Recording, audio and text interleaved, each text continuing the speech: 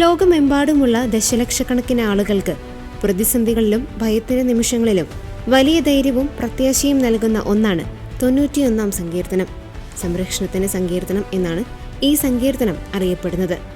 അപകടങ്ങൾ, രോഗങ്ങൾ, ശത്രുഭയം എന്നിവയിൽ നിന്ന് ദൈവം തന്റെ ഭക്തരെ എപ്രകാരം കാത്തു സൂക്ഷിക്കുന്നുവെന്ന് ഈ സങ്കീർത്തനത്തിൽ വ്യക്തമാക്കുന്നു.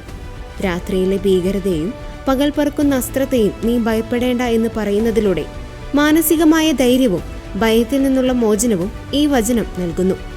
മാരകമായ പകർച്ചവ്യാധികളിൽ നിന്നും നാശത്തിൽ നിന്നും ദൈവം സംരക്ഷിക്കുമെന്ന് ഈ സങ്കീർത്തനങ്ങൾ വാഗ്ദാനം ചെയ്യുന്നു.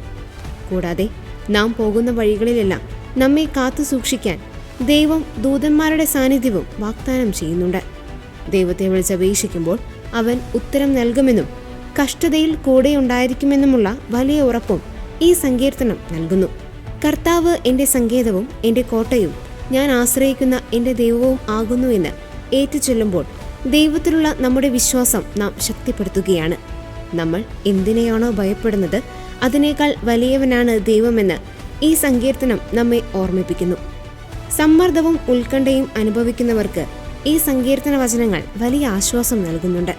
നിത്യവും 91 സങ്കീർത്തനം ചൊല്ലി പ്രാർത്ഥിക്കുന്നവർക്ക് ലഭിക്കുന്ന അനുഗ്രഹങ്ങൾ ഏറെയാണ്. ഭയത്തിൽ നിന്നുള്ള വിടുതൽ ലഭിക്കുന്നു. മരണഭയത്തെയും ഭാവിയെക്കുറിച്ചുള്ള പേടിയെയും മാറ്റുന്നു.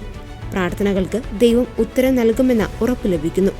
അപകടങ്ങളിൽ നിന്നും രോഗങ്ങളിൽ നിന്നും ദൈവത്തിന്റെ സംരക്ഷണം ലഭിക്കുന്നു. ശത്രുക്കളുടെയും തടസ്സങ്ങളുടെയും മേൽ ആത്മീയ വിജയം ഉറപ്പാക്കുന്നു. 91 സങ്കീർത്തനം വെറുമൊരു പ്രാർത്ഥനയല്ല, മറിച്ച് ദൈവവും മനുഷ്യനും തമ്മിലുള്ള ഒരു ഉടമ്പടിയാണ്.